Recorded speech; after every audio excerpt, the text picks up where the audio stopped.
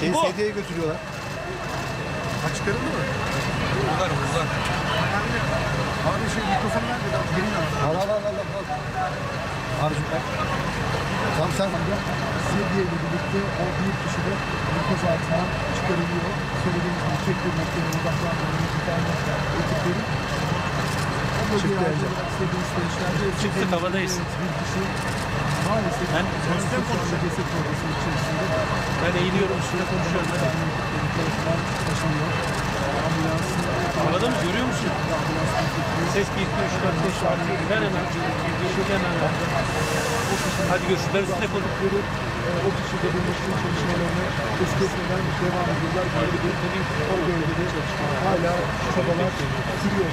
Arayış hükümeti ve çıkmadan sonra da henüz altında kalan 2 kişiden birine ulaşılıyor. Tabii bu süreçte dünyanın sol tarafında o 2 kişinin enkaz altında kaldığı bölümde sol tarafında bir köprü